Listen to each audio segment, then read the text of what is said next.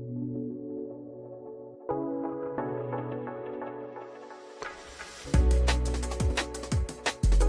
evening. This is the Dominance Academy. Welcome. I am your host, Mr. Justin.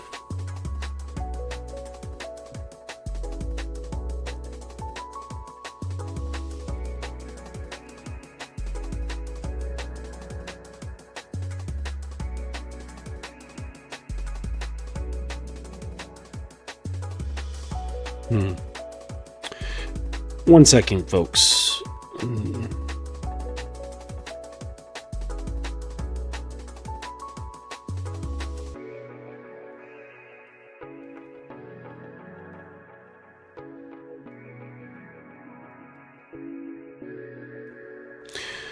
All right. Yeah, so hope everyone's doing well.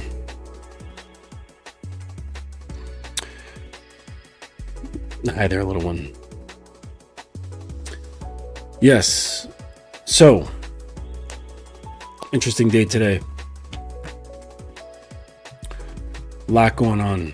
My son, my little boy, turning 14 over the weekend. It's crazy shit. But yeah, so that's what's going on. I've been prepping for that, and Christmas. Holidays are, bittersweet. They're annoying, but they're also fun. And New York is always a great place for the Christmas holidays. Always a good place for the Christmas holidays. Yeah, because they develop, just a lot of like holiday cheer and all that stuff. Let's see here. Oh, books have been published. So my book that's been on sale on my website can now be had as a paperback on Amazon. And that would be this here, How to Be a Dominant Lover. So this is on Amazon.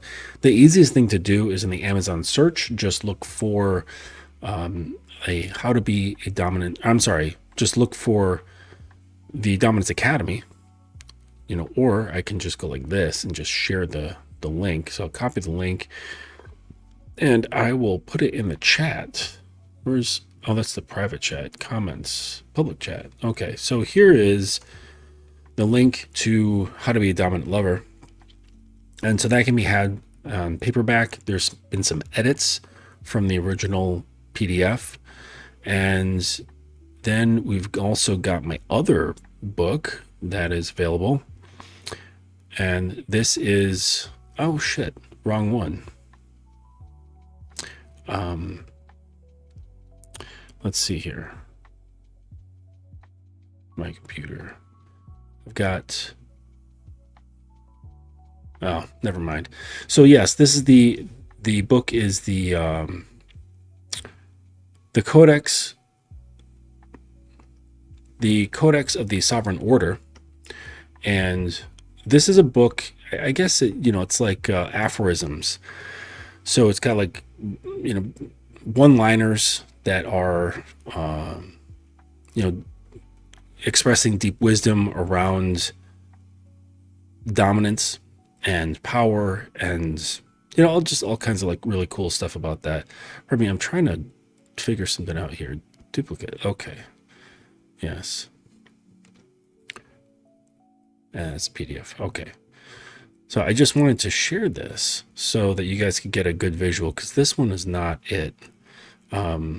There's a different one, and I forgot to add that after I created the PDF.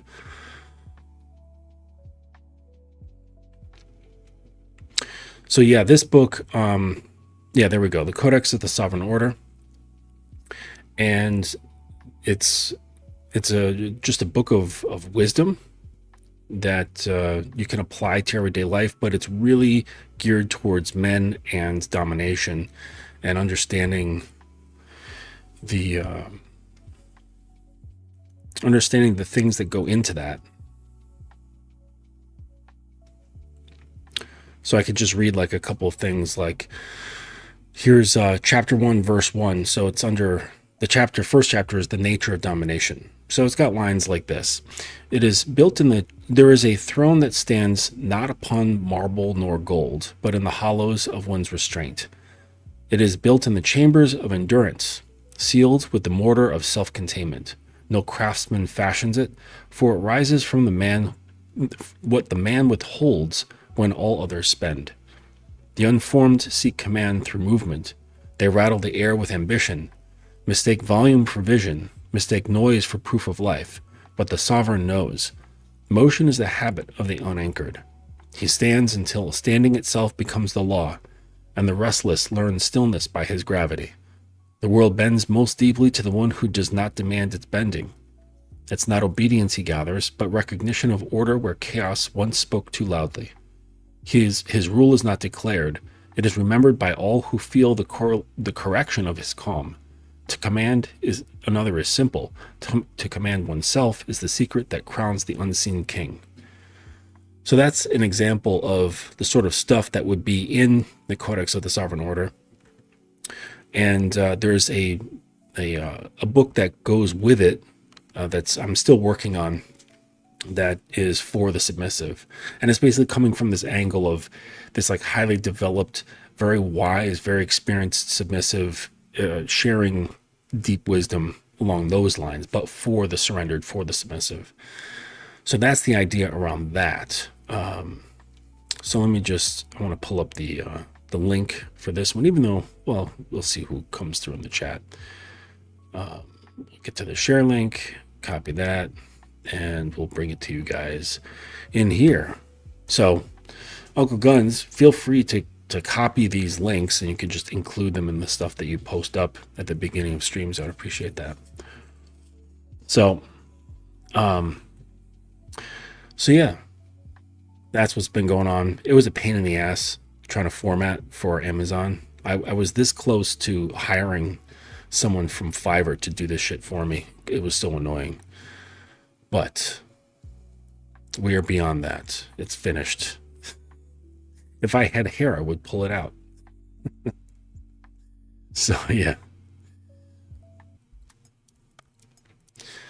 So, what are we talking about tonight? Oh, dangerous men. I kind of did something similar, like with the psychopaths, but that was very specific. And we're just looking at danger in general. And, it kind of perplexes guys, right? Because we're told, like, I don't know if girls are aware of this, but like we are told that you should not be dangerous. Don't be dangerous to girls, right? Bad things could happen. You could be thrown in jail, or at the very least, women aren't going to like you. And this is what guys have to like really watch out for. 1 second. Okay.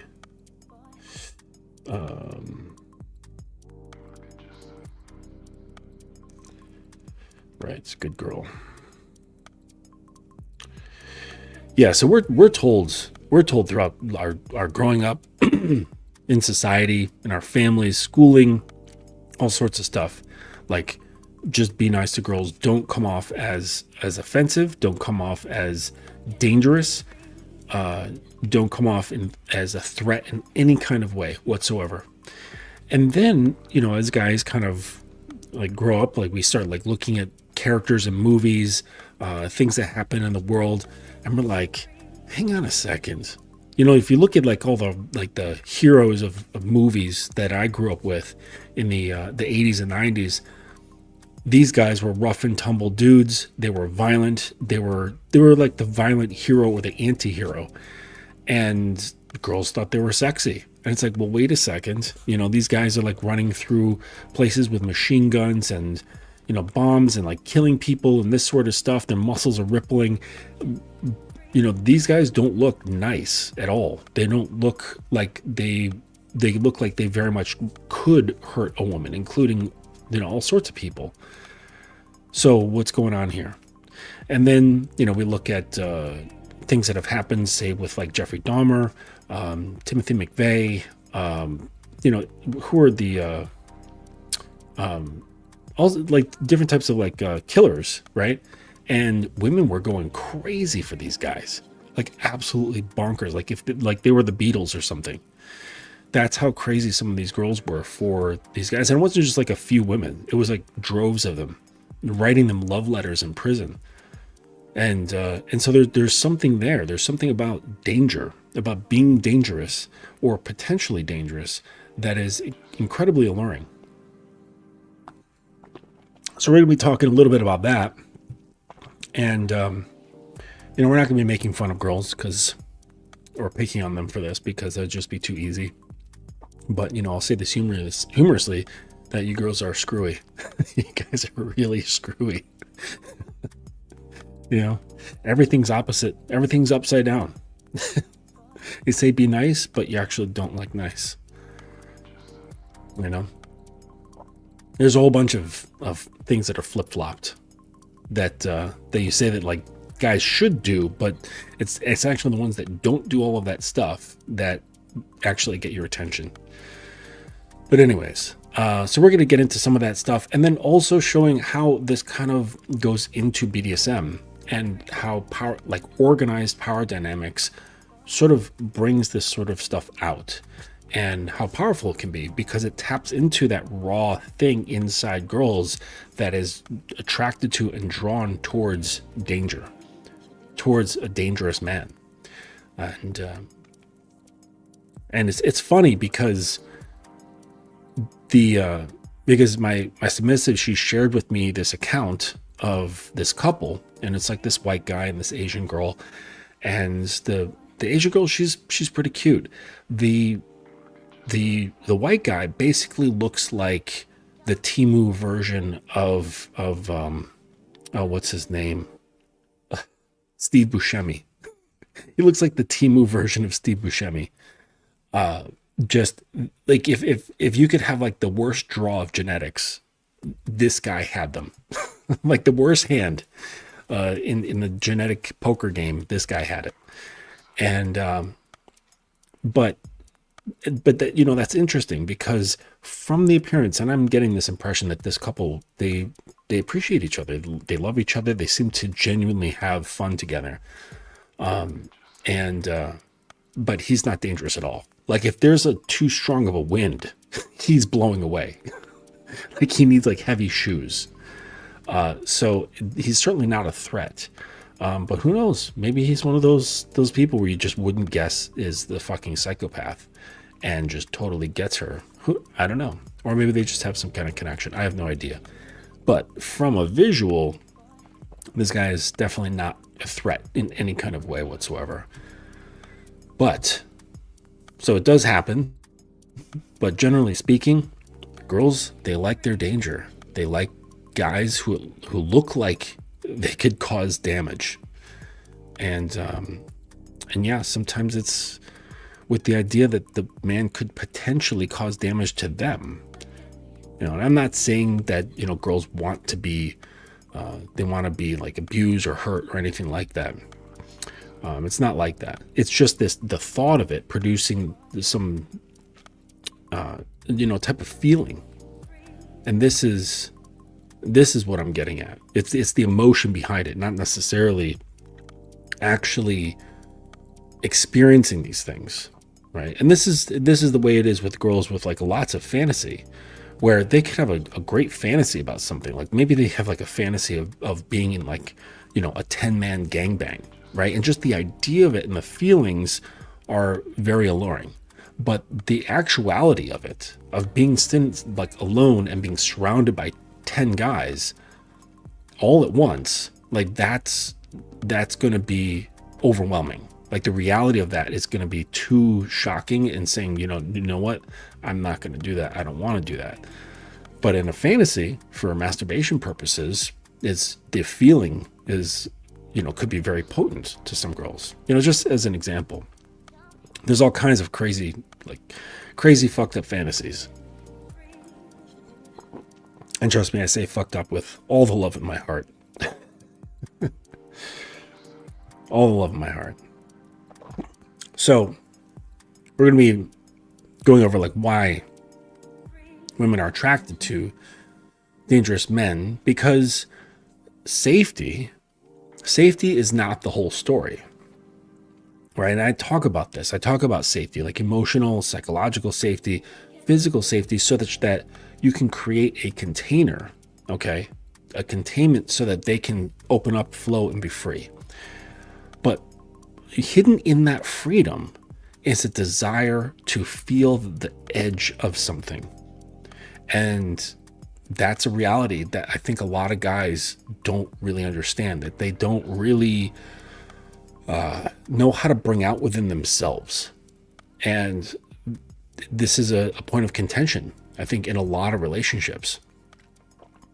Because it's like, yeah, he's a great guy, but he doesn't have this edge that makes me feel, I don't even know what the word is, uneasy, mixed with arousal, mixed with excitement, mixed with like a touch of fear. It's like a whole stew that comes around with like that other side of manhood. And there was a show that kind of explained this a little bit called Sex Life. And it was about that girl who had this, she had this party life when she was in her 20s. And then she's like, okay, I got to settle down. And amidst her 20s, she was with this guy who was, he was like a music producer or something like that, where he ran a music studio. And he was just this dude, like he was good looking. He was very nonchalant. He was kind of like detached and sort of like used her, but they had like a strong connection. And like, it was just, but he wasn't very nice. He wasn't catering to her or whatever, but you could tell like he had like a great love for her. And, but he was not like family material. This isn't the type of guy where you get married and start a family with. And so she met this other guy who definitely was. He was like Steve Rogers. He was Captain America. He was good looking, dependable, fit, had a great job, had his own home, like all of this stuff, like all the makings for developing a new family, like just all the right ingredients. And she was like, this is a great catch. Like, this is a great guy for this sort of pathway. And she did it. And the entire time she's writing, she's like, has this crazy journal where she's thinking about this other dude and fantasizing and talking about all this shit and how it made her feel. And she didn't feel like this with her husband. He wasn't the guy. He didn't like rev her up. And he made her feel safe, right? But there was no edge. So the liquid inside the container, it might have been open and relaxed and fluid, but it was still. There was just so much stillness. Water, and part of the nature of water is movement, right? It is stillness, but it's also movement. Water exists as a calm, placid lake, but it can also be a raging river. So and water needs to be expressed in both of these states in order to be full, in order to express its fullness, its totality. And she wasn't. She only had that placid lake. And so she kind of like got caught with these fantasies, and he's like, holy shit, like I had no idea, like I didn't turn you on, and that you were fantasizing about this dude this entire time. And and does she cheat on him with the guy or something like that because she just couldn't contain herself? It was just such a strong draw, because basically an entire part of her personality, both like her I guess out of bedroom personality and in the bedroom personality, was just dormant. It was just laid to rest inside a closet. And she's like, oh, I miss that girl. I miss that aspect of my personality that this guy just doesn't bring out. He doesn't even know the door is there. He doesn't even know the closet is there. Until he found out, he read the diary, and he was like, oh, so you're like this. And he tried to be that guy. He tried to be risky. He tried to be edgy. And she went along with it, but it wasn't the same, because she could tell that he just genuinely wasn't like this. He wasn't the edge guy. Like he could create an edge. He can pretend there was an edge, but he didn't really have that edge. And this just, it didn't allow her to be alive in the relationship. And he knew it. And that's just a harsh truth. It's a harsh truth that he had to live with. That's just an example of that side of women that just really desires that, that split. Okay. Remember, we talked about this, the nice, good girl who wants the safety and the whore that needs to feel the edge. It's in there. Okay. And if you neglect either, or if you don't inspire either, then you're going to have problems. Like, things just won't develop, or they will fall apart. So there's an uncomfortable truth that culture avoids, and that's that women are genuinely aroused by real danger, by real violence, and men who have proven that they are capable of crossing extreme lines. And it's not speculative, right? It's observed. So, like I mentioned before, Ted Bundy, Jeffrey Dahmer, Ed Kemper, these guys received thousands of letters while incarcerated. And they weren't hate mail. It was love letters, sexual confessions, marriage proposals, devotion. Some women described being in love with them. Some saw intimacy, knowing exactly what these men had done. And this isn't a myth. It's not media exaggeration. It's really happened. Like, it really, really happened. And it's not to say that, like, this is a criticism of women. Okay. It's just objective truth. It's not saying women are bad or women are fucked up. It's just what's there. And they're drawn to this kind of edge.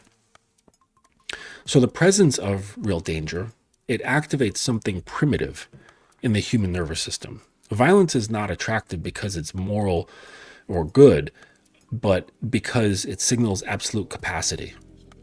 A man who has killed has demonstrated something undeniable, that he's not constrained by fear or consequences, or social rejection, or a moral consensus.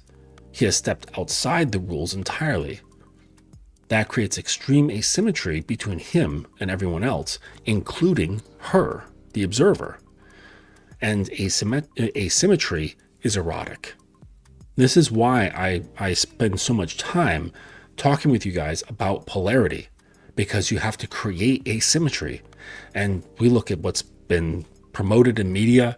It's a flip-flop, and then also a normalization, where that's like a musical term, to normalize. Basically, the waves get brought down to like a very even flow. Okay, nothing spiking higher than anything else. So, or like a homogenization. And that's basically what's happening. Where, like, guys are like a little less masculine and a little bit more feminine. And women are a little less feminine and a little bit more masculine. And you just do that a lot, like over some time. And then everybody's just like relatively the same. And then there's no more polarity. And nobody has really any sort of impulse to get together, except for like very rational and objective reasons, right? Kind of like reminds me of that movie Gattaca, where they didn't really get together based on how they felt. They just did like a blood scan and measured each other's DNA and be like, oh, okay, so, you have these DNA markers. Oh, you're unhealthy like this. Looks like our kids would be fucked up, so this isn't going to work out. Before they even like went on a date. So perhaps like things are going to be like that, where it's just very objective, like based on like facts and measurable things. And, how we feel it's not irrelevant anymore. It's just been expunged from the system. And that'll be an interesting way to keep the race going. But, before then, I think we need to do some work to bring back polarity, because asymmetry is erotic. It turns women on. It turns men on. Okay. Like seeing like a very, very feminine girl. It's super, super sexy to see like extreme femininity and submission. Extremely sexy. So let's get back to this. So for certain women, particularly those with trauma histories or an eroticized relationship to fear, proximity to that asymmetry produces intense arousal. Now, so that's not to say that if, every girl who's aroused by danger has some sort of trauma around it. That's not necessarily the case. But, we're talking about intense arousal. Not because they want to be harmed, but because standing near something lethal without being destroyed creates a distorted sense of specialness. The fantasy is he's not kind. The fantasy is he could destroy, but he chooses not to destroy me. Or maybe he'll destroy me. I don't know. I hope he doesn't. You know what I'm saying? There's still no guarantee that he will. And that little spot of no guarantee that he will, that kind of shifts the whole thing. Okay, if there's a guarantee that you're gonna die, then that, it's not appealing. So there's that little gap, and that gap gets filled with eroticism. So fear and arousal are not opposites in the human brain. They share similar circuitry. Heightened threat increases attention, focus, physiological arousal, and emotional intensity. In some nervous systems, especially those shaped by chaos early in life, fear becomes sexualized. The body learns that danger equals aliveness. That wiring does not disappear because society disapproves of it. The mistake men make when they hear this is assuming the lesson is to become violent, antisocial, or cruel. That is stupidity. The path leads to prison or hurting people who never consented to be part of your pathology. Those men were not attractive because they were models of masculinity. They were attractive to a specific subset of women because they embodied absolute, uncontained power. What matters is not the violence itself, but it's the lack of negotiation. Those men did not seek approval. They did not soften. They did not ask permission. They existed outside the moral order. That total refusal to submit to external authority creates a powerful erotic charge for many women. And these guys, like these, famous killers, they did this on a very large scale, right? They took this, I don't answer to authority, to its extreme. Right, basically taking like the most heinous thing you could do in society, and they would do it multiple times. And not just like simple things like, oh, I'm just gonna like shoot this person from a distance, right? These were close and personal murders. So this kind of like shifts things. So it becomes this very extreme thing. But if you look at just the general architecture, like what's happening here, like underneath the extremes, it's basically, like I said, someone who is not negotiating. They're saying, this is what I want to do, and I'm going to do it, and I'm not going to do it to get someone's approval. I'm not trying to be soft. I'm not asking permission to do the things that I want to do. And I'm not going to make sure if everybody's okay with it. And it's that refusal to submit is what makes it erotic. On just a general thing. It becomes, it becomes expansive when you take it to the level of what these guys did. So now here's where BDSM comes into the mix, okay? Not as cosplay, okay, but as a civilized extraction of the same psychological forces. So a competent dominant does not offer safety by being harmless. He offers safety by being capable. He creates a real power differential. And it's not something that's like symbolic. He's not role-playing, but it's real, and his authority is felt. His structure is enforced, and his word matters. His disapproval has a lot of weight. And part of this has to do with the same sort of structure that the killer did, but on like a smaller scale, a more civilized scale, where he's still not asking for permission. He's not seeking approval, and he's existing outside of like typical moral orders, but it's just not on an extreme. It's like a more tamped down, localized, targeted version of this. So when a woman is in this and he has a full conviction in this realm, then it sort of like simulates a very, noticeable, recognizable feeling within the girl. There's that edge still.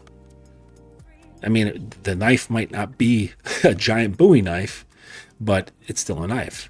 It's a bit smaller, but a knife nonetheless. So in a healthy dominance dynamic, danger is not literal violence. But sometimes it is. But it's consequence though. It's built into hierarchy. So it is the knowledge that deviation costs something. Punishments are not just random, and they're known in advance. They're proportional. They're enforced calmly.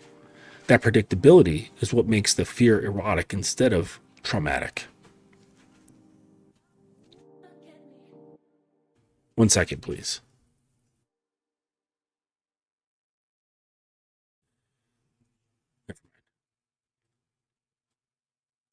And so the only like I've known a couple of like very high sadists, and that's when like the punishments come out of nowhere. Like it's not linked to any sort of like, it's not punitive punishment. It's not linked to hierarchy, except in the fact that the guy says basically, I have this kind of power and I'm going to exercise it. And with this type of sadism, it's the guy was like basically deriving his pleasure from delivering pain whenever he wanted. And I can understand this. Like I get it. Like I'm on the scale of this because it's a spectrum basically, but I'm not as high up as him, where I'm driven by the impulse to inflict pain. He definitely was. And his wife is driven by the opposite equal puzzle piece of the masochism. And it drives her, like she has this great need. Okay. And so they work well together. I mean, he's very well educated. He's experienced martial artist. Like he knows about force and like what to do. And he's not like just out here like beating the crap out of her. It's not like that. But he's not linked to some sort of like, oh, this is going to happen because you did this. It's basically, this is going to happen because I want it to happen. And so, when I said that it's not just danger with, like literal violence. Sometimes it is literal violence. It depends on the dynamic. For me, it's not typically like that. I get into my moods where I just want to inflict pain because, whether it's psychological, emotional, or physical. But usually it's connected to some sort of structure. All right. So I mentioned that, so the punishments aren't random. They're known in advance. They're proportional, and they're enforced calmly. That predictability is what makes the fear erotic instead of traumatic. Fear of disapproval is one of the most powerful regulators of human behavior. When a man's approval is rare, earned, and meaningful, losing it hurts. That hurt sharpens attention. It pulls focus inward. It produces obedience without any force necessary. This is not manipulation. It's how hierarchies function in every domain of life. The dominant does not need to threaten violence because the structure itself carries weight. Rules are clear. Expectations are explicit. Punishments are real. The submissive knows where the line is and knows what happens when it's crossed. That knowledge is calming, actually. Ambiguity creates anxiety. Clarity creates surrender. And this is the sort of thing that I've been trying to promote in vanilla spaces for quite a while now. When people criticize my lifestyle and I say, hey, listen, actually everything's a lot easier because there are clear boundaries. There's clear rules, like things have been discussed. And a lot of this is actually on paper that we've gone over and agreed to. This is, and it makes relationships a lot easier when you understand what pieces are in it, what does what, and how far things can go, and what's known as like a do not pass area. I think it's incredibly helpful. But in regular relationships, it's often quite the opposite, where they do not talk about these things ever until something is violated. And then only sometimes is it talked about. Most of the time, there's passive aggressive addressing of the issue. So someone has a boundary violated, and then they get all grumpy, they get pissed off, and then she's like, or he's like, hey, what's wrong with you? And they're like, nothing. And they slam the cupboard and they walk out of the room. And the person's like, the fuck? Like, I have no idea what's going on. Okay. Like, that's typically not going to happen in a healthy dynamic, because there's so much talked about, and there's so much put out very clearly and plainly on the table, that it's hard to come into situations like that. And, frankly, I'm not going to allow that kind of behavior to exist. Like, if I see pissy behavior, like, it's going to get shut down, and I'm going to flip it so that the real communication is going to come out. Because, like, what? I don't care if they're upset. Just get it out. What are you going to do? Like, hurt my feelings? Who cares?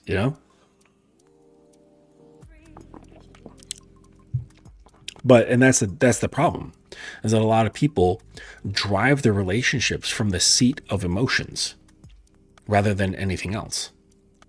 And it's because they don't have anything else. That's all they have are their emotions. And maybe like imprints from their childhood. And like, let's hope that it was a decent imprint, right? That's a shitty combination. So often I'm telling people to kind of like look into this, and no, it doesn't mean you have to take things to extreme and like, tying her up to the radiator in the basement. Although some wives, I'm sure, would absolutely love that, or husbands, but you don't have to take it that far. The point is that, one of the benefits of BDSM is the amount of communication that's done. And, and checking in and getting more psychological with things. It helps tremendously. So in contrast, a strong dominance dynamic says, this is the hierarchy. These are the rules. This is the cost of disobedience. This is the reward of alignment. Nothing's hidden. Nothing is improvised. That transparency allows for the submissive to relax into fear without being overwhelmed by it.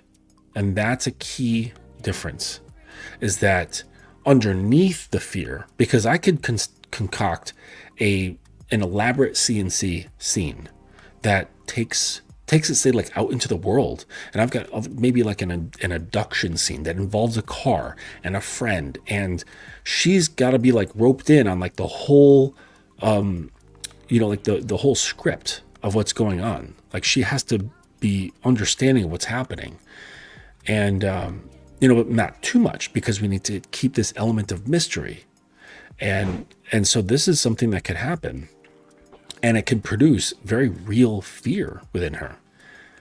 But the foundation, there's this underlying sense of, but he has me, like this is all happening within his container.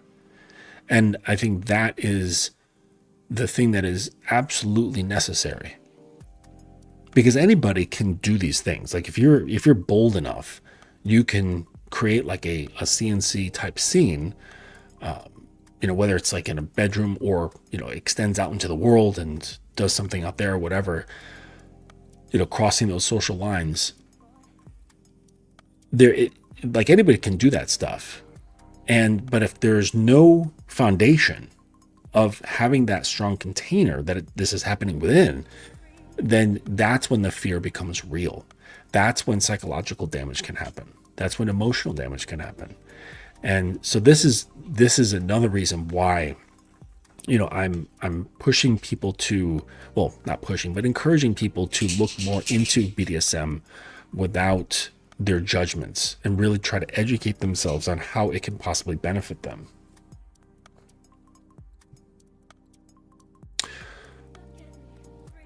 So this is the crucial distinction between monsters like Bundy and ethical dominance. The former created fascination through unpredictability and annihilation. The latter create arousal through predictability and restraint. One is pure chaos.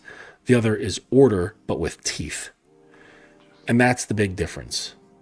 So contained danger is erotic. Uncontained danger is erotic, but it's utterly destructive. And the thing is that you need to understand that part of, like, it's on the side of the whore, right? That whore archetype that's within girls is this desire to be destroyed. And I don't mean it in the sense of like literal axes, knives, chainsaws, or explosives or anything like that.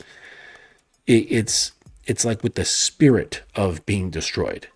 Again, it's this the killer who he's not guided by consequence. He's not guided by fear. He's not guided by moral obligation or social constructs. He's just free. And so they're part of that the horror archetype, she has this bit of desire to feel that annihilation, to feel that destruction, to feel that zeroing out.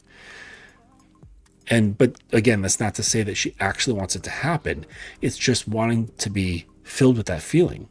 And I would say that possibly because, yes, it's intense, yes, it's erotic, but it's also rare. Like I read about this honey, this like very rare honey. I think it comes from like the Himalayan mountains.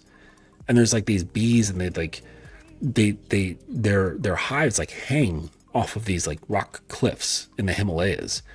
And it's a very dangerous and very rare to get this kind of honey, but apparently it's amazing and it's incredibly expensive. Just having that kind of honey, just being on that outskirts and knowing about it, being like, you can't just like walk into your store and buy some, it makes it alluring. It's that tabooness, it's that exclusivity, it's the rarity. And that is part of the desire for this as well, is that this is not just part of some regular occurrence, that it's like, oh, I can experience a feeling like that. I want to taste that. Right. So there's that allure where there's that looking at someone like Ted Bundy and going, wow, that's intense. That's not like anything that I found in the store of emotions. Right. That's something very unique. It's very, very bespoke. Right. That's a bespoke emotion. And I want to like feel that. I want to taste that. And so within BDSM, you can allow her to taste this, and you yourself can taste this as a dom. You can kind of have a taste of what it's like to be sort of like a Ted Bundy-ish kind of guy, to taste the monster, to taste the demon. And I would say that it's not entirely unhealthy, because the truth is that we have this stuff inside us. We have monsters inside us. As Peterson once said, that we're full of snakes. And it's part of our conventional civilized society to try to convince ourselves and others that no, we don't. I don't have a monster inside me. Not at all. I'm a great guy. That's a complete lie. I absolutely have a monster inside me. I know exactly what he looks like. And this is not a bad thing. I think it's an honest thing. And this is another thing that in ideal BDSM does, is that it encourages us to be honest.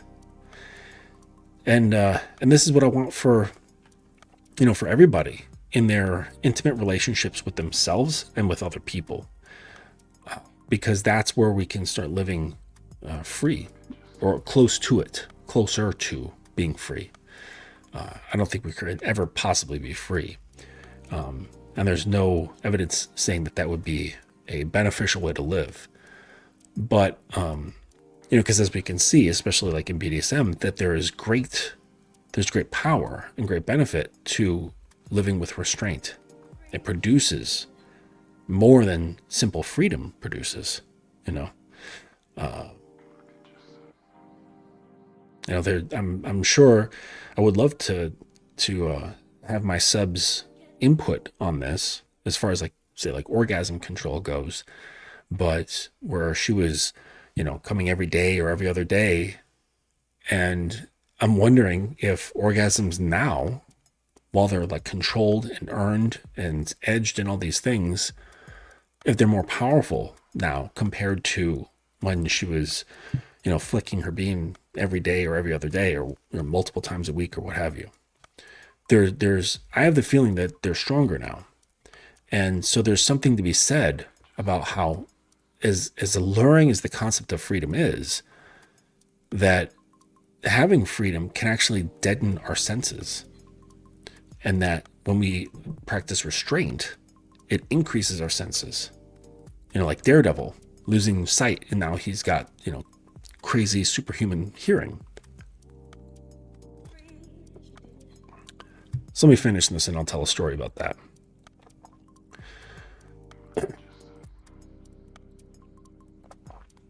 So I was saying that, how BDSM offers like an ethical and safe way to experience this dangerous territory without being destroyed. But not all women want this. And it's true, because BDSM is a very wide spectrum. There's like little girls, right? Like there's submissives that identify heavily with the little girl. They don't want to experience danger at all. Like they like teddy bears and like giant lollipops and dressing in cute little outfits and snuggling with their favorite little bear. Like that's what really gets them going, So not all women want this. Many don't. But enough do that pretending otherwise would be dishonest. And men who want to lead in these dynamics must be willing to look at the darkness without flinching. The darkness within her and the darkness within themselves. There's two monsters here, two demons. And that's the difference between, a real monster and a man who can be trusted with power. So when I was talking about the restraint and the things that can come of this, I remembered when I was living in the Shaolin Temple, and I don't know if it was a choice or my Sifu was like, okay, we're doing this now, but it was time for iron palm training. And so he got out all this equipment. There was special stuff that we had. He brought up this giant, like 12-foot long an iron girder. And it had like a bunch of guys carrying it up into the temple and set it on cinder blocks so it was up. And we had to like hit this with our hands. And there was like this pattern of basically striking our hands from various angles, various like hand positions, like striking positions. Not very hard, but just a little bit over time. And you're basically driving the iron minerals like into your skin. We were sifting hot sand in a wok that was on like this electric like camping burner. And there was a whole bunch of stuff that we were doing to basically strengthen the skin, deaden the nerves, and promote calcium deposits in the knuckles. And so we were doing all this training, and part of it was also cultivating our chi. So we had very strict everything. Like we had strict sleep schedule, strict training schedule, strict meditation schedule, and strict dietary schedule, as well as the dietary components.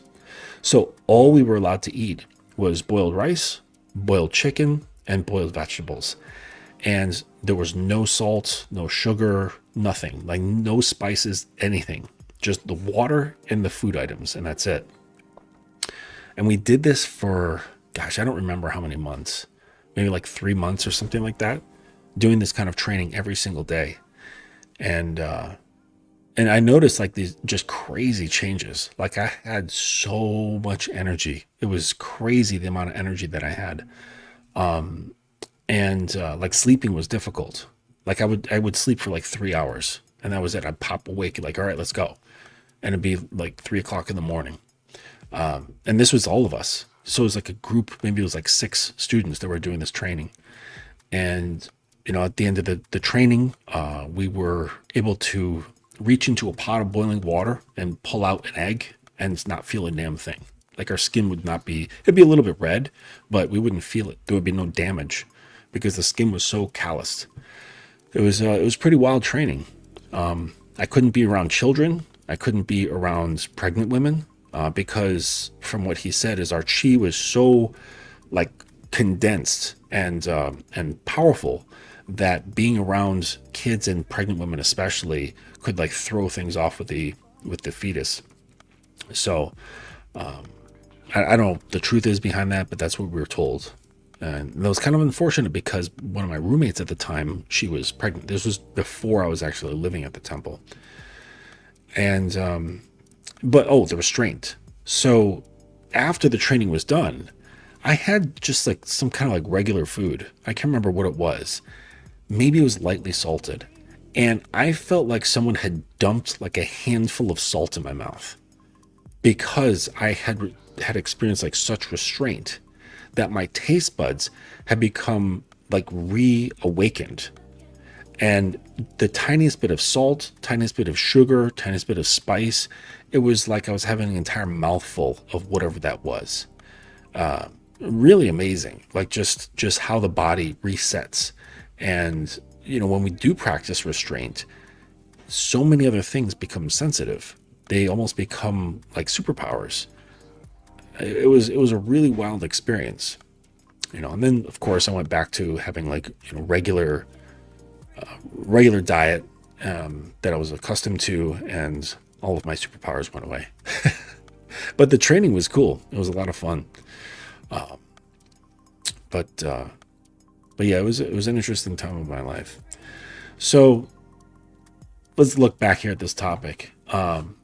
So it's funny. I've got that page that my girl sent me about that couple, the weird looking American guy and his cute Asian wife or girlfriend. And because I'm just thinking about that mix with the content of this show, and they just don't mix well. But maybe he is dangerous. Maybe he has behind closed doors, off of social media, when the camera's off, and he's actually the sort of person that really kind of gets the girl going. And really, like, that's the thing, because this stuff, we're talking about emotional and psychological potency. That's really what's happening here. And this is really what gets girls revved up. It really what captures them is the psychological intensity, because that's what carries the emotions, right? Like emotions, they're very powerful, but they're fleeting. They flow in, they flow out. Sometimes they're recurring, but they're fleeting. Psychological intensity can last. It can create imprints in the mind, and this can kind of grab hold of the emotions and pull it up with it. So this is why this stuff is much more effective, much more powerful, and a profound experience than, say, having a nice job, having a nice, like, doesn't sound silly when I start bringing it up, like having a nice job, having a nice home, having a nice car, having a nice body. Like, those things are great and all, but don't they sound silly as I bring them up, as we're talking about having like real psychological impact on your woman of interest, or the woman in your life? Like, this is it far outweighs these things, and it's just so funny that just for years now, there's been pages upon pages of guys promoting red pillisms, talking about like, this is what you need to get girls. This is what you need to create an impact on on female attraction and that sort of stuff. And it's really not the case. It really isn't. Those things will get you in the door, but it won't keep you there. It won't keep her there. Okay? It will open the door. And and this came up like recently. There's this guy, what's his name? Clav. I just learned about this guy recently from another like coach. And so there's this guy Clav, and he's young, and he's like kind of like this, I guess, poster boy for looks maxing. and that whole philosophy. And I guess that stems from the whole black pill thing. And apparently he was like kind of an ugly duckling, but he did some work. He had like, I don't know, maybe some cosmetic surgery. He did bone smashing, where they take like little hammers and they hit their cheekbones. Basically like what I did with my knuckles, but they do it on their face. So they can like increase their cheekbones, their brow, the bone that goes up here, and maybe their chin, maybe the bone that's here. And they'll just hit those and try to like bring them out. And he did this, plus I think cosmetic surgery, perhaps maybe even wearing makeup. And, he's a good looking kid. And, I think he could probably, I don't know how tall he is, but like he could probably model. But there's these videos of him going out and talking to girls. And he had this idea like, oh, like I've maxed, like I've turned up the volume on my looks. Things should be a snap. And he's out talking to girls and they're just blowing him off because your looks has such a shallow amount of psychological impact. It has some, but it's like, I know that my girl is visually attracted to me. She mentions it numerous times that she finds me handsome. But I know that if my mind was in a different place, that if my emotions were a different place, that my whole being was in a different place, the impact of how I look to her wouldn't be so impactful. It just wouldn't. Because looks just don't penetrate, right? They penetrate just a little bit. Like they get into the Earth's crust, and that's about it. But beyond that, it's we're looking at like your character. We're looking at your mindset. We're looking at like, are you emotionally volatile, or are you emotionally under control? Do you have the ability to be decisive, or do you hem and haw? Can you make up your mind? Can you think clearly? Meaning like, can you just think from your own self, or are you thinking hesitantly with respect to her, which then kind of like makes her feel like she has power over you? And this is all like very real stuff, and you can't check it out. Like you can't like learn this from you can't like buy it from a store, like that sort of thing. Like you can shop for your looks. You can shop for a new outfit. You can even go get plastic surgery and like get your face all fixed up. But that's not going to really change how a woman feels about you. It's going to change how she sees you for sure. All right. But how she sees you is really based around how she feels and the impact that you have on her mind. And this is kind of how when you see like an amazing looking girl and she's with some like average or below average looking dude, and you're like, how does that happen? And everyone comes up with these ideas like, oh, he must be hung. He must have like just this amazing dick, or he must be incredibly wealthy. And or he's like really, really funny. I think that it has to do with something intangible. That he just has this ability to get inside her head. And he goes in there and he's like, I fucking live here. And that's the difference. And when it's not done with force, it's just done with clear certainty. Like you just walk in and say, hey, I like my new home. I like the way it looks over here. Maybe we're going to do a little bit of remodeling, but I like this spot. I'll take it. and part of that comfort, in oneself in doing so, she's like, oh, okay. It's kind of a weird thing that, well, just the following of that sort of clear, concise confidence.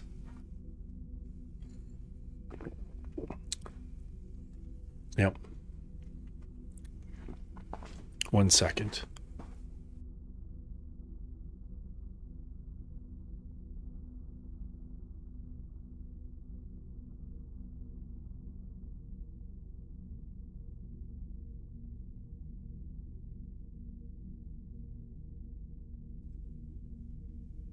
Okay. Sorry about that.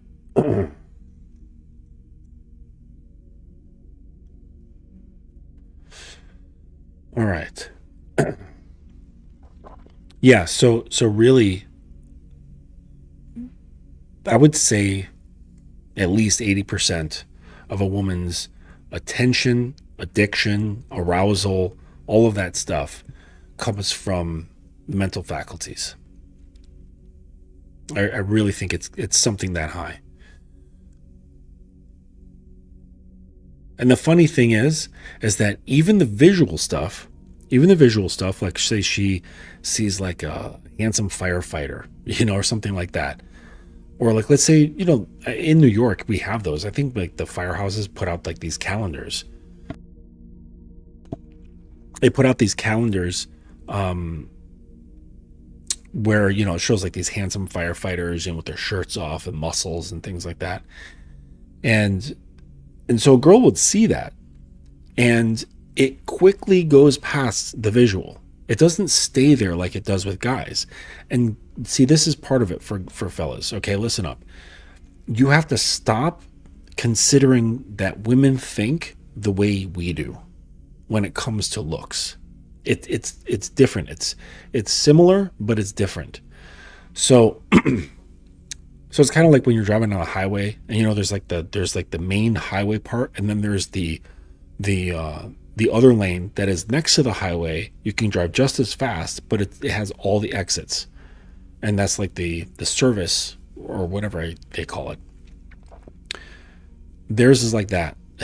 So they can look at, say, like that handsome fireman, and it quickly goes beyond that, and they start fantasizing. They start looking and trying to like feel out his personality, his character, what he smells like, what he behaves like, what he sounds like, what being with him would feel like, what touching him would feel like, what him touching you would feel like. It quickly goes into all that realm. Okay. And I don't think it's that linear of thinking. It's probably just this mashup. It's probably this mashup of like instantaneous thoughts and feelings that just kind of like swirl together to get this quick sensation idea. And maybe it'll go into some sort of visual thought process of like just kind of like thinking about, a direct visualization. Whereas guys, we don't do that. We don't do that at all. We just are just looking directly at the surface. It doesn't penetrate any deeper than that. We're just like, man, look at her fucking tits. Like, and it's not even thinking like, oh, I would like to do this, I'd like to do that. It's just like, just looking at her tits, just looking at her ass, looking at her plump little mounds of her pussy pushing through her spandex. That's it. Looking at her nice hair, collarbones, or whatever they're into. You know what I mean? But it just stops at that, and we're like, wow, look at that. That's beautiful. That's amazing, right? And not looking deeper into it at all. It doesn't produce like emotions and things like that. Not at all. Except there is an exception with the guy who is afflicted with nice guy syndrome. But this is an entirely different feeling. And what he does is he starts projecting into this, oh, this girl could be my girlfriend. This could be the next girlfriend I have. So then he starts pedestalizing her. She becomes extra special. He becomes distant. He can recognize her beauty. Oh, I'd like to fuck her, whatever. But it's like now I'm afraid because now I've put pressure. So he's cast a fantasy, but it's more of like a fantasy of pressure. Not of like, ooh, I'm so excited. This girl could be my next girlfriend. Let me go talk to her. It's not like that at all. It's a pressured sort of fantasy where it then prevents him from taking action because he's afraid that she might be this or that. And now she's this extra special thing. He's like, oh shit, what do I say? It's got to be something right. I can't lose this opportunity. Excuse me. And so that's kind of how the emotions are with some guys. But typically speaking, it's not like that at all. Typically, it's just the dude is looking, sees the surface, and goes, that's fucking nice. I like that a lot. And girls, they don't do this. They look They look in, it goes quickly beyond what they're seeing and goes into what that makes them feel like. But it's not a conscious thing at all. It just starts happening. And you're like changing your name all the time. Lou from the 041. Guys are too basic when it comes to being attracted to women. No, they're not. It is what it is. I mean, too basic. I mean, there's levels of attraction, right? There's visual appeal, but then there's also behavioral appeal. And so, in a way that you're right, Lou from the 041. I encourage guys to think like this, to get away from the power of beauty, right? Because for most guys, it can transfix them. It can influence their behavior just by looking at a girl and going, oh, wow, she's so special. And look how pretty she is. And then I'll say, why is she special? And they're like, what do you mean? Like, look at her. And it's like, okay, it's like, what's special about that? Like, tell me what's special. And, and it's not like she's the only person who looks like that, right? There's tons of good looking girls. So why is that one special? And typically they can't answer, right? They're just, those are the words they're choosing to express their high level of visual attachments that they have to her. And that's basically what it is. Nothing any more complex than that. But really, I want guys to kind of get past this so that they get to behavior, because that's what's really sexy. It's behavior changes the game like nothing else. It changes it like nothing else. And so you have to really determine of specifically what kind of behavior arouses you as a man. Like, what can she do that's non-sexual that you find arousing, that you find attractive? Not necessarily arousing. Like, we're not talking about like what makes your dick hard, but what behavior do you find attractive? What draws you towards it? And be specific. And this is incredibly important for you to be able to answer, because this will give you two things. One, it'll allow you to understand discernment of like what behavior is attractive and what isn't, okay? Because you're now in a place of knowing. But then it also gives you a position on what to teach if necessary. So then you can say, look, this is what I want you to do. Why? Because I find it attractive. If you want me to remain attracted to you and you want to kind of like feed that back and forth, this is what you do. So if you're in that position of having to teach, that's what you do. You just bridge that connection. So it's really important to understand your own drives, to understand what behaviors turn you on, what behaviors bring you in. And, that takes self-reflection. You got to like really think about behaviors and what you like. And it's funny because a lot of guys are supremely disconnected from their desires. They're really, really disconnected from them. When you really get down to it, there's a lot of desires that guys have. They're just conditioned to detach from them, to consider them bad, to consider them selfish, all sorts of stuff like that. But once this gets changed around and you've given yourself permission to have desires, and you kind of let go of any sort of judgment or shame or hiding, then you start walking on that path of freedom. And this is the beginnings of becoming like what I was talking about earlier in the show, where you're becoming closer to that dominant. You're coming closer to that Jeffrey Dahmer, the energy of Jeffrey Dahmer, where the person basically, because that's the extreme version of, like, Jeffrey Dahmer was like the extreme version of saying, this is what I want. My wants are so great that I'm willing to incarcerate myself. I'm not even thinking about that as a consequence. It's not even the realm of my awareness. That's how much I want this thing. Now, I'm not saying that guys need to be that obsessive with their desires, but we can turn down the volume on that, but still have it audible. Okay. Jeffrey, he blasted it. Okay. We don't need to blast it. We just need to turn it up so it's audible to us, so we can hear and understand our own desires. Okay. And this is the beginnings of the pathway of becoming that guy where girls are like, oh, there's something very unique about him. I can't stop thinking about him. I want to learn more about him. I'm very curious about him. I'm drawn to him. There's some sort of gravitational pull. And this is when girls are like, he's not even my type, and I'm drawn to him. I don't even know why. But it starts with you being separated from conventional society, conventional expectations of how to show up, how to look, how to behave, how to talk, like all this stuff. And this is why the anti-hero is so appealing. Like Deadpool is a great example of an anti-hero. Wolverine is an anti-hero. There's something about this. If we get away from superheroes, like James Dean, Rebel Without a Cause, like the concept of the rebel, that's what this is. It's the person who says, fuck all this shit. I'm going to operate the way I want to operate. And you're free to not like it, and I'm free not to listen.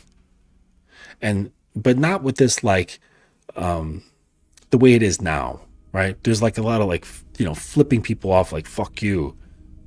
It's what it really is I don't even have the patience, time, or energy or caring to even say fuck you. Like, that's like how cool like the real rebel should be, right? I'm so rebellious that I'm not even going to spend any of my time even considering flipping you off because you don't exist. And that's the beginnings of it. The beginnings of it is creating that bond with your desires and not turning away from it. This goes all the way back to what I was talking about with the monsters and demons. Okay? There is that monster inside us. There's that demon that we've kind of pushed away and saying, no. That's not part of conventional society. That's not part of civilized neighborhoods, civilized behavior. We don't do that. And it's okay to say, well, why not? I like it. Okay. And then there's places where you can do this, so like it's not typical where people are just tying each other up, with rope or what have you. So there's places, like the place I went to, where that's what they do. They're like, yep, we can't exactly do this out in society or whatever, but in here you can, consensually tie people up as much as you want. And, you can talk about stuff, you can discuss things, and you can just like go about how you do, whatever you plan. And so you can just, so there's once you are, my point is that once you are connected with your desires, that's when you discover pathways for them. And not necessarily with BDSM. That's just like an easy example. Okay. Your desires can be all sorts of different things. But as long as you keep them tamped down or hidden from you, then you'll never be able to figure out the pathways to express them. And a lot of times when we keep things suppressed, it causes something. And I think there's been enough information about this, like in general psychology out in the world, magazines, books, movies, radio, whatever, about suppression. And suppression is one of the most dangerous things that we can do to ourselves, and should not be confused with restraint. Okay, restraint, what comes along with restraint is acknowledgement. So you acknowledge the thing, you accept that it's real, you accept that this is part of you, whatever it is, and then you restrain it. You don't throw it into a box and lock it. It can be restrained and sitting by your side like an obedient attack dog. But suppression is shoving it down, okay? It's putting that dog in a compartment under the porch, stuffing it into a crate and pretending that it doesn't exist. That's suppression. So we don't want to suppress, okay? We don't want to do that. We want to have restraint. We want to cultivate restraint so that it can be alive and thriving, just not crazy, not unbridled, okay? And maybe under certain conditions, you can set things up such that you are able to come close to being unbridled. And this is when we have, say, like planned CNC scenes. There's planned like primal scenes, that sort of thing. Where there's a lot of discussion, there's a lot of negotiation, there's understanding before things begin. And then once you're in it, it's kind of like a play where you discuss everything beforehand. And then once you're on stage and the curtain opens, like everybody's in it, everyone's committed to the thing. And everyone's expecting that everyone's going to do what everyone said that they're going to do to the fullest extent, so that everyone becomes immersed in what's happening on stage. Like the actors become immersed.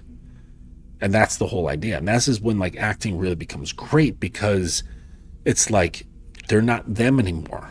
They're now the character. And some actors take this very far where they don't even go out of character. I think that's called method acting. I don't know about the other kinds of acting. That's the only kind that I know of. So it might be that. I don't know. But basically, they stay in character nonstop, like when the curtain's down as well as when the curtain's up. And there's a lot of power at this.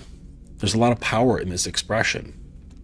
And this is also why I'm a big fan of 24/7 dynamics. Now, I know it's not possible for everybody. It may not even be desirable for everybody, and that's okay. It really is. But there's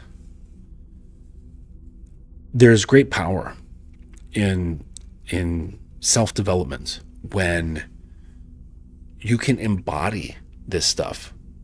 And this is what I mean when I kind of take things further and saying, well, I'm not just like playing a role. I'm not just exercising something that I like to do. I'm basically becoming an entity rather than a guy named Justin doing these things. And so I'm basically shifting my entire identity into something that I want it to be, right? It's a choice-driven thing. It's a preference-driven thing. And it also like all feeding off of the elements of polarity, which I think is universal. So you're basically becoming this like extension and entity off of natural universal polarity. And so this is personally like what I find to be beneficial to living in a 24/7 dynamic, because I'm never not it. So I'm like replacing or morphing what was there previously. And I think there's something very beneficial to this. There's something about, ego permeability, questioning identity, and allowing these things to flourish, allowing these things to happen. And you don't really get faced with these interesting challenges in vanilla relationships. Now, of course, it's not better, okay? You can live perfectly fine in a partial power exchange where, say, there's only power exchange behind closed doors, and that's perfectly fine, absolutely fine with regard to that. And then when the bedroom doors open, you go back to whatever sort of regular life, and there is no like clear power exchange. There's more negotiation, there's more feeling things out, it's more democratic, it's more egalitarian, whatever. Or it flopped to whoever like didn't have power in the bedroom. So like let's say in the bedroom, like the woman is completely dominant because that's what she wants to do. This is like a natural expression for her sexually. It really gets her turned on to be dominant, okay? And let's say the husband, he gets very turned on being submissive. But they open that bedroom door and walk back out into the house. Boom, everything flips back. She's like, I know my role. This is how I like to be in the rest of, like, I don't want to run shit in life. I don't want to run shit in this home. Okay. But holding a whip in my hand in the bedroom, that is incredibly erotic. Just holding it makes me wet. Like that sort of thing. Okay. And that's perfectly fine. Okay. I'm not saying that there's better or worse ways to go about power. Okay. I'm just describing to you what my experience is and what I find to be the benefits of it. That's not to say that one will not experience benefits by not being in a 24/7, right? There's benefits regardless of how you go about it, because, it's all about just bringing these things out. For me, basically, I'm just saying I want to bring these out and keep them out. I want to live as this entity, rather than Justin who dabbles in it when it's convenient. And I get that. Like for some people, it has to be convenient. It has to be just only when it's convenient, and that's fine. Lives get in the way. People have to have responsibilities. They can't always just be the thing, even if they really, really want to. And I know some people who are like that. They're like, I would just fucking love to do nothing but be a slave at my master's feet and do nothing at all but serve him. I get that. Okay, some people have this, but you know what? Life isn't fair. We have things to attend to. We've got family, we've got friends, we've got jobs, we've got, say like loans, or we have, all sorts of things that are like tied to us that connect us to the world. And we can't just abandon everything just so that we can, live this, become this entity. But that's not to say that desire isn't there. Okay. So it's almost like if that's there and one wants to be in a 24/7 sort of thing, you can just take that strong desire and turn down the volume on it a little bit, or maybe a lot, depending on the scale. And this is what allows one to live as that slave, but also be able to interact with the world and not lose oneself in either case. So you can kind of like be in it, but not be of it. And this is what I mean when I say, basically keeping your submissive, ankle deep in the lake of submission, where she's never out of the lake completely, but she's just ankle deep or knee deep into the lake of submission. And so she's always a bit submerged in it, but a large part of her being is out and can function with the world, doing the things that she needs to do, because we all have attachments, we all have responsibilities and things like that. Regardless of whether we want them or not, we still have those responsibilities. And, and who knows, maybe it's better that way. Maybe it's not an entirely healthy thing to completely, live within our fantasies. Who knows? Reminds me of these old books, these old sci-fi books, which actually turned into sort of this like subgenre of BDSM called gore. And it's based off of these science fiction novels, I think from the 70s, called Gore, G-O-R. And it's the name of a planet. And basically on this planet, it's like very much like Earth, but all the women are slaves. Like they're just absolute slaves. And I was like, and like there's this whole subculture, and there's a number of these books. There's a ton of them. There's like 12 or 15 of these books. And a subculture has developed around this sort of thing. And they basically have this idea like called a Gorean style BDSM, Gorean. And it's all based around the philosophies and ideas around these books. There was this thing. Oh yeah, yes. So the only thing, and so I got the first novel, and it's boring as fuck. It is not. It is not exciting. It's not very well written at all. And apparently, like the fun, erotic, like overly slavey type stuff, it doesn't happen for like 5 books in. So I'm glad I didn't like take it that far. But what I did find really cool were names. So titles. So slaves were not called slaves. They were called kajire. And I thought that was really cool. I don't know where they get the name. It sort of sounds Japanese. Kajira. Kajire and Kajiros are terms for the fictional Gorian saga book series by John Norman. The female slave. Oh, so the Kajire, Kajirae, or singular Kajira, is a female slave. And a male slave is Kajirus, is the male slave.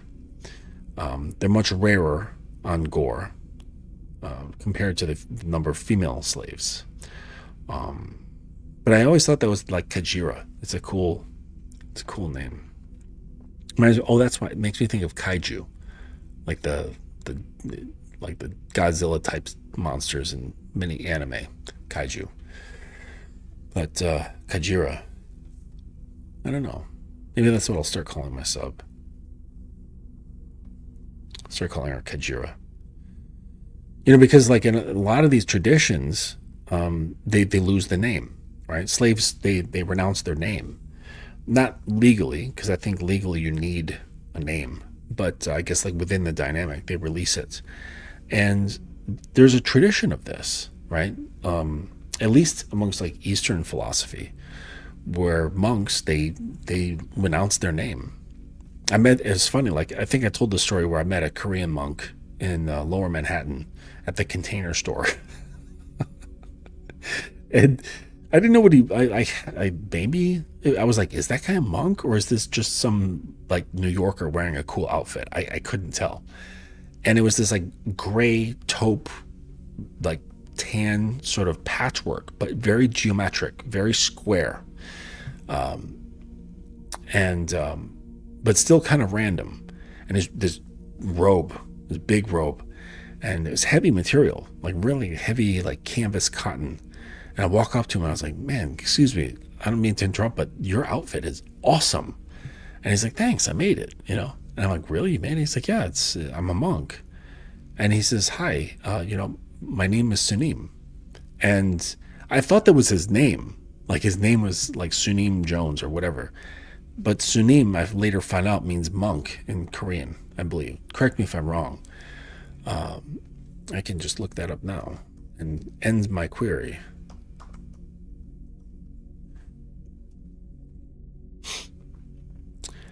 Yes, Sunim in Korean is a respectful title for a Buddhist monk or a nun, similar to venerable or master. So Sunim, it basically just means monk. And but it's like that. So he like renounced his name. And I think that there's just something of that.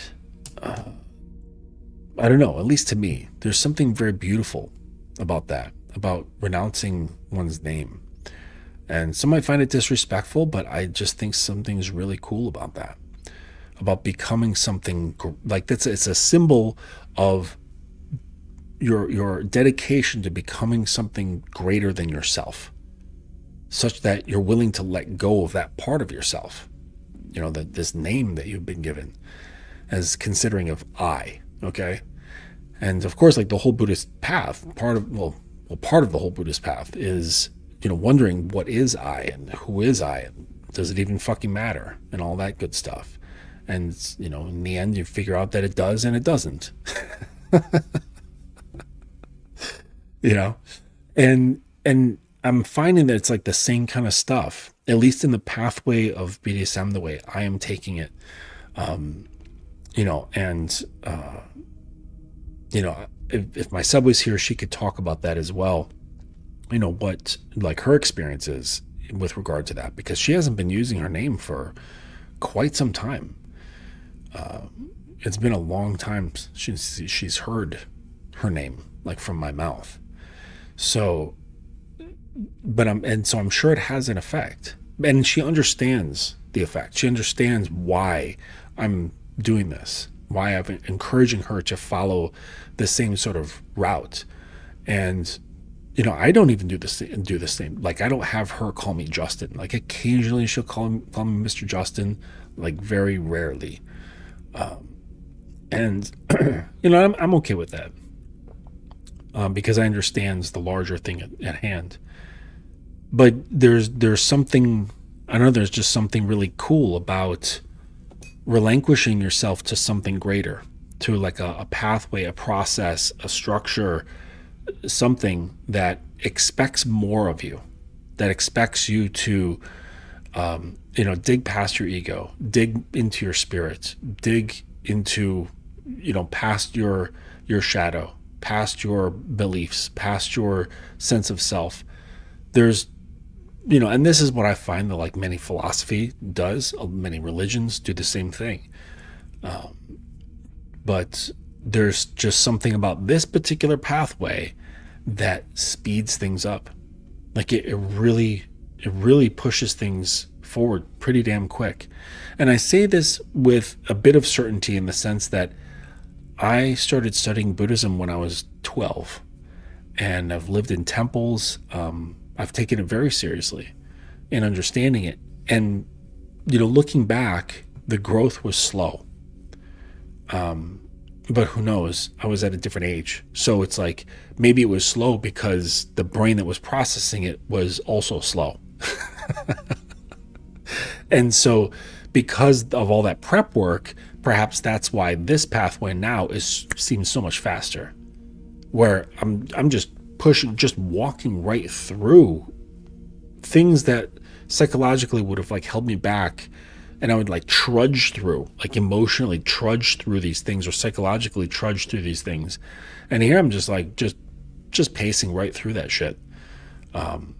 Almost as if it's not there.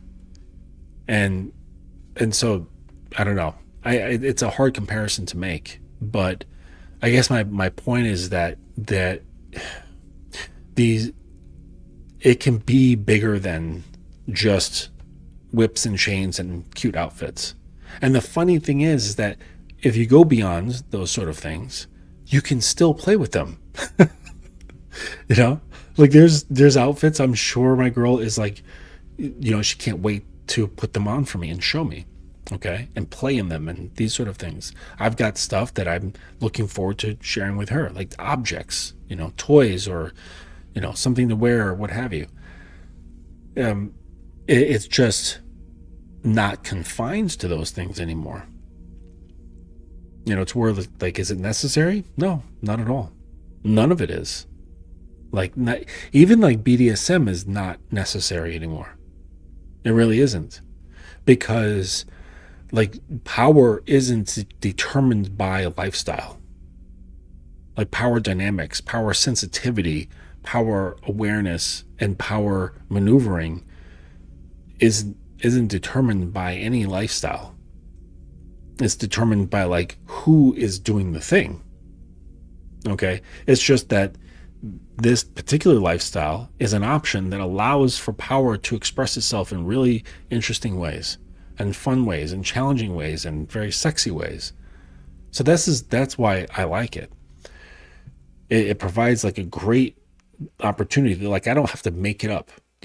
I can just be like, oh, look, there it is. There's a pathway for me that I can utilize to express these things inside me and bring out what's in her. And so I'm talking about this so that, hopefully it can kind of shift people's minds about BDSM and kind of take it away from, like, I even wish it had a different moniker. Like, I wish it had a different acronym. I wish there were different words other than like dominant and submissive, different things altogether. This is why, like, when I'm talking to people that are not in it and they say like, well, what do you do? Okay. And I tell them that I'm a coach that helps couples and men understand power dynamics, to enrich their relationships. That's what I tell them. Because if I mention, oh, I teach people BDSM and how to use that to enrich their relationships, they're like, ugh, ew, what are you doing? Like, and they come up with all sorts of like crazy shit in their head about like what I'm doing, what they're doing, and then all this judgment happens and perspective shifts, and things get put in bottles, and it's just like, all right, I don't want that. So I have to kind of change the terminology to suit ears so that they will hear me and not judge, or at least prevent as much judging as possible. All right, I think that's about it for tonight. It's 11:30. It's late. I'm gonna relax. So before I go, remember I've got those 2 books, How to Be a Dominant Lover and the Codex of the Sovereign Order, both for sale on Amazon. Check them out. The How to Be a Dominant Lover is only in paperback. There's no ebook version of that, but the Codex of the Sovereign Order, that is both in paperback and in Kindle edition. So go to Amazon and just search up the Dominance Academy, and you can see my name as like the author or the store, so to speak. And you just click on that, and you'll see both titles. There's going to be other titles coming, probably after the holiday. I'll be able to publish the one for submissives. And we'll see what happens after that.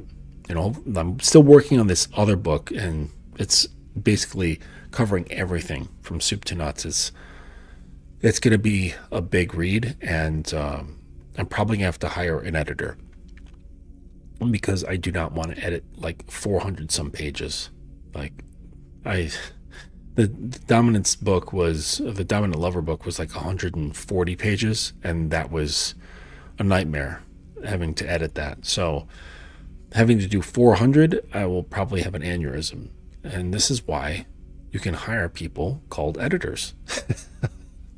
So that's what I'll be doing. All right. So yeah, thank you for stopping by and listening to tonight's episode. I appreciate you.